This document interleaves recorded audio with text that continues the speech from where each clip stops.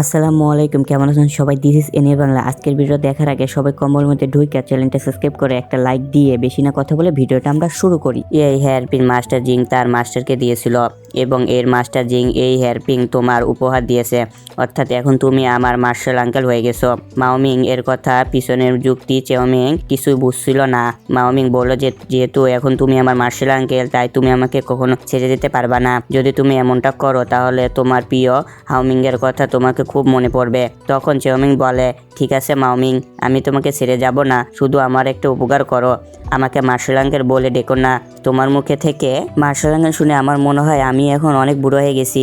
এবার যদি তুমি আমাকে মার্শাল আঙ্কেল বলো তাহলে আমি তোমার জন্য বাঁশের ঝুড়ি বানাবো না। এই কথা শুনে মাওমিং পা টুকে টুকে কাঁদতে শুরু করে দিল।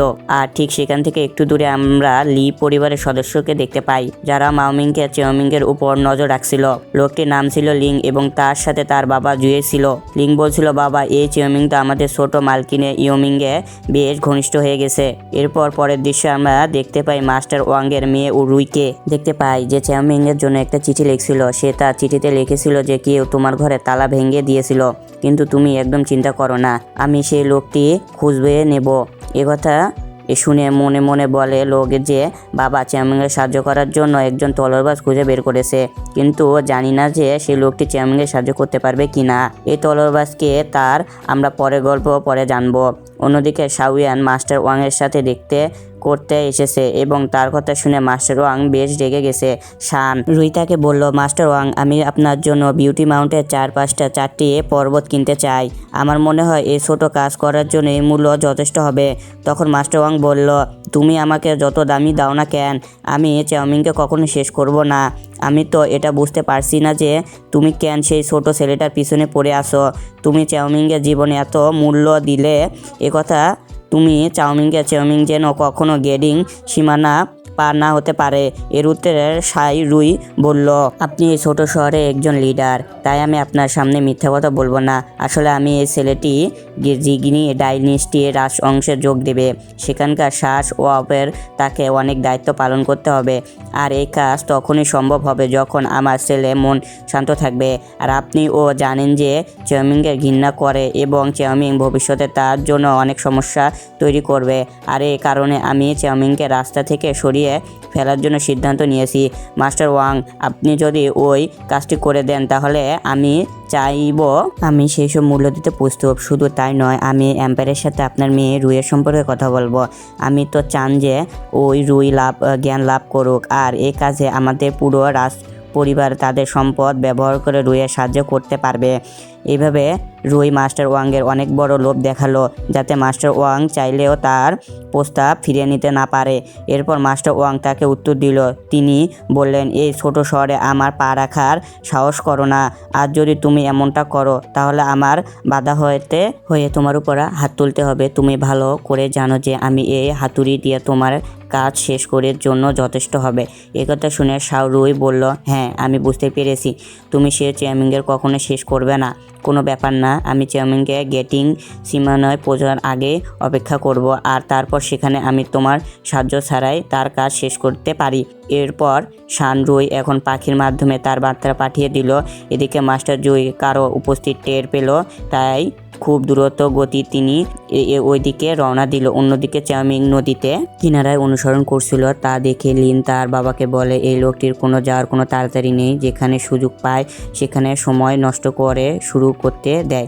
আমি তো ওদেরকে পিছু নিতে নিতে ক্লান্ত হয়ে গেছি। আমার মনে হয় আমাদের সরাসরি ওদের সামনে যাওয়া উচিত। যদি মাস্টার জুই ওর জন্য মানা করে দিল। তিনি বললেন, মিস মাওমিং আমাদের তাদের সাথে যেতে মানা করেছিলেন, তাই আমাদের শুধু দূর থেকে তাদের উপরে নজর রাখতে হবে। ভুলে যেও না যে শেষ পর্যন্ত চেয়ারম্যান প্রতিযোগিতা তোমাকে হারিয়ে দিয়েছিল। এতে লিং রাগে বলল, বাবা, আমি আপনার দুর্বল, আমি আমার চিং শক্তি ব্যবহার করতে কারণ তুমি মানা করেছিলে, তাই না?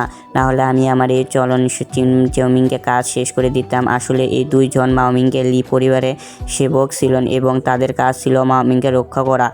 এখানে মাস্টার জুই তার মেয়েকে বোঝাচ্ছিলেন যে তুমি চেওমিংকে হালকাভাবে নিতে পারো না। যদিও সে লোকটি চাষাবাদে তেমন কোনো বিশেষ কাজ করেনি, কিন্তু তার ভিতরে অত্যন্ত শক্তি রয়েছে। সে একটা মার্শাল আর্ট হাজারবার ব্যবহার করেছে বা প্র্যাকটিস করেছে। এখন তুমি যদি তোমার চিউ শক্তি ব্যবহার করে তাও তার সাথে লড়াই করে জিততে পারবা না। আর আমার মনে হয় না তুমি চাউমিনকে ঘৃণা করা উচিত। সব মিলিয়ে সে তোমাকে নিজে পড়ে যাওয়া থেকে বাঁচিয়েছিল, তাই না? না হলে তো তুমি সেই দিন মারা যেতে। আমি যদি তোমার জায়গায় থাকতাম তাহলে অবশ্যই চাউমিনের সাথে বন্ধুত্ব করতাম। এতে লিন বলল, চাউমিন একটা অস্ত বোকা। সে সবসময় মেয়েদের সাহায্য করে, কিন্তু সে এটা জানি না যে যত বেশি মেয়েদের সাহায্য করবে তার জীবন তত ছোট হবে। ঠিক তখন মাস্টার জুই এসে ডেমং সামুডিংস বেল বাজাতে শুরু করে। এই ঘন্টা তখন শব্দ করে যখন কিওনো ডেমন তার আশেপাশে থাকে। ঠিক তখন চাউমিন দেখলো সেখানে অনেক রহস্যময় ধোঁয়া ছড়িয়ে পড়েছে, তাই সে সাথে সাথে মাওমিংকে পিছনে আসতে জন্য বলল। মাওমিং ভয় পেয়ে তাকে বলল যে আমি একটা বাইরে পেয়েছিলাম যে পাহাড়ে অত্যন্ত ভূত খুব বিপজ্জনক হয়। এই ডিমনের সবচেয়ে ভয়ঙ্কর অস্ত্র হচ্ছে মানুষের হৃদয় এবং কলিজা খায়। যদি তার কাছে ওয়ার্মিং থাকে তাহলে তারা আমাকে বানিয়ে নেবে। আমি এটা পরে ডিমনের প্রতিদ্বন্দ্বের হুমকি দেখে খুব পছন্দ করি। তাই কথা শুনে চাউমিং বলল, জানি না তুমি কী ধরনের অদ্ভুত বই পড়েছো। আর ঠিক তখনই সেই ধোঁয়ার মধ্যে থেকে একটা বাচ্চা বেরিয়ে এলো। আসলে এ ওয়ামিংয়ের বন্ধু ছিল। এদের মধ্যে ছোটির নাম ছিল লিনলং এবং অন্যদের নাম ছিল লিঙ্গন। এরা ছোট শহর থেকে এসেছে এবং এখানে মাওমিংয়ের সাথে গেট সুই একাডেমি যোগ দিতে চায়। একটির সাথে তাও চাউমিং জানতেও যে একটি খুব অদ্ভুত লোক তাদের পিছনে পড়েছে। তখন চাউমিংয়ের সাথে সাথে তার ও কাছতে বের করে এবং লোকটি বলতে যে তুমি যেই হও না তাড়াতাড়ি আমার সামনে এসো, কিন্তু সেই লোকটি তার সামনে আসতেছে না, তৈরি ছিল না। সে বলল, আমার মনে হয় তোমার নামই চাউমিং। আবার এই দৃশ্য এখানে শেষ হয়। আমরা দুইজন লোককে দেখিতে পাই যারা তাদের মুখে মাস্ক পরেছে এবং তারা সেই চিটকি পরীক্ষা করতে করতে বলল যে চাউমিং বেশ দূরত্ব। সে মূল্য রাস্তা ছেড়ে অন্য রাস্তা ধরে গিয়েছে।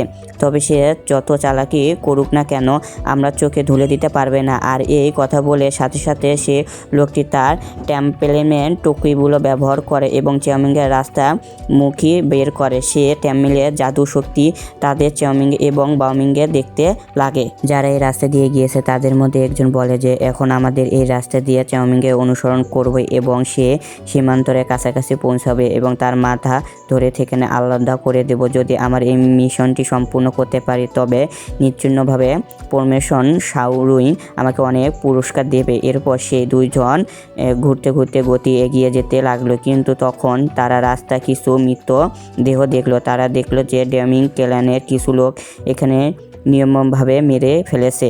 তাদের শরীরে কোনো বাহিনী আঘাত ছিল না।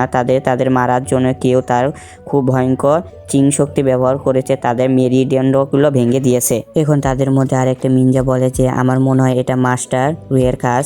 অবশ্যই শাওয়েন বলেছিলেন যে মাস্টার ওয়াং তাদের প্রস্তাব ফিরিয়ে দিয়েছিলেন এবং তিনি যে কোনো মূল্যে চাউমিংকে অবশ্যই বাঁচাবেন। এর কারণে এখন আমাদের সেই মাস্টার ওয়াংয়ের থেকে কিছু সাবধান থাকতে হবে। শুধু একবার আমরা ডাইনিং রাজবংশের সীমান্তরের কাছাকাছি পৌঁছে যাই, তারপর তো কোনো ভেবিং ক্ষমতা সম্পূর্ণ ব্যক্তি চাউমিংকে সাহায্য করতে পারবে না। আর ঠিক তখনই সেখানে একটি খুব অদ্ভুত লোক এসে পৌঁছে, যে মৃত মানুষকে মাংস খাচ্ছিল। তার সাথে একটি মেয়ে ছিল। সে দুষ্টু লোকটি বলছিল যে তুমি এই দলটি মেরে খুব ভালো কাজ করেছো, তাই এখন আমি চাই যে তুমি এই দুইজনকে শেষ করে দাও। আর আমি সেই লোকটির সাথে তার ক্ষমতা সক্রিয় করে দুজনের ফাঁদে ফেলে একসাথে সে খুব দ্রুতর সাথে তাদেরকে দুজনকে দিকে এগিয়ে যেতে লাগে। তবে সেই তারাও কম ছিল না। সে খুব দ্রুত তাদের দুষ্টু শক্তি ব্যবহার করে সেই মেয়েটিকে উপর আক্রমণ করলো। তার মাত্র 2-4টি হামলা সেই মেয়েটির কাজ শেষ হয়ে গেল। এটা দেখে তার সঙ্গে খুব ঘাবড়ে গেল। এখন সে ভয়ে সেখান থেকে পালাচ্ছিল। ঠিক তখনই অঙ্গ সরাসরি গিয়ে তার মাথা ধরে থেকে আলাদা করে দিল। এতে আমরা জানতে পারি যে এই দুজন লোক অনেক ভয়ঙ্কর ছিল।